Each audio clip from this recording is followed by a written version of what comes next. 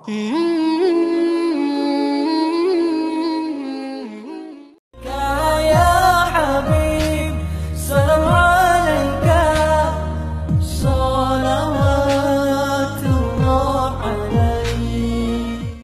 எடுப்பது என்பது கேவலமான ஒரு விடயம் அல்ல. ஆனால் இஸ்லாம் சொன்ன பிரகாரம் சலுகைக்காக மாத்திரம் தான் இந்த கடனை எடுக்க முடியும். சகோதரிகளே, நாம் பொதுவாக விளங்கி இருக்கிறோம், ஒரு மனிதன் கடன் கேட்டால் அவருக்கு கொடுக்க வேண்டும் என்ற விடயத்தை மாத்திரம் தான் விளங்கி இருக்கிறோம். ஆனால் மார்க்கம் அப்படி சொல்லவில்லை. சில நேரங்களில் சில மனிதர்களுக்கு கடன் கொடுப்பதை இஸ்லாம் ஹராமாக ஆக்கியிருக்கிறது. இன்னும் சில நேரங்களில் சில மனிதனுக்கு கடன் கொடுப்பதை இஸ்லாம் மக்ரூஹாக வெறுக்கத்தக்க விடயமாக ஆக்கியிருக்கிறது. இன்னும் சில நேரங்களில் சிலருக்கு கடன் கொடுப்பதை இஸ்லாம் வாஜிபாக ஆக்கியிருக்கிறது. யாருக்கு ஹராமாக ஆக்கியிருக்கிறது என்றால், ஒரு மனிதன் கடன் கேட்டு வருகிறார், அவருக்கு நாம் கடனை கொடுத்தால் அந்த பணத்தை கொண்டு பாவமான காரியங்களில் ஈடுபட போகிறார், வீணான விளையாட்டுகளில் ஈடுபட போகிறார், மது அருந்த போகிறார், போதை வஸ்துக்கள் பாவிக்க போகிறார். இவருக்கு கடனுதவி செய்வதை இஸ்லாம் ஹராமாக ஆக்கியிருக்கிறது. அது மாத்திரமல்ல சகோதரிகளே, இன்னொரு மனிதன் வட்டியிலே சிக்கிக் கொண்டிருக்கிறான், அவனை வட்டியிலிருந்து கலட்டினால் மீண்டும் போய் வட்டியிலே சிக்கிக் கொள்வான் என்றிருந்தால் அவனுக்கு கடனுதவி செய்வதையும் இஸ்லாம் ஹராமாக ஆக்கியிருக்கிறது.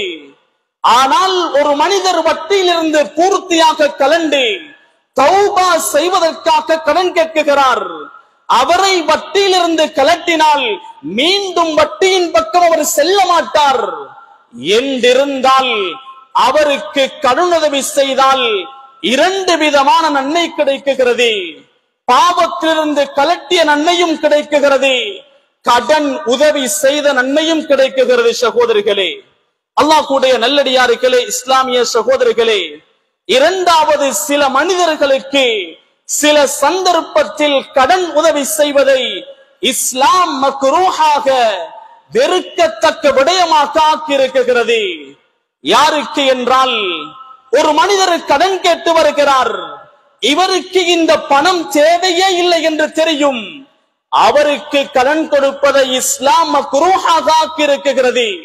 உதாரணத்துக்கு சொல்வதாக இருந்தால், ஒரு மனிதன் கடன் கேட்டு வருகிறான், என்னுடைய மகனுடைய திருமணத்தை நான் செய்ய வேண்டும், அவருக்கு 40 செகண்ட் சாப்பாடு கொடுத்து அவருக்கு திருமணத்தை நடத்த முடியும், ஆனால் 100 செகண்ட் கொடுக்க வேண்டும் என்பதற்காக கடன் கேட்டு வருகிறார்.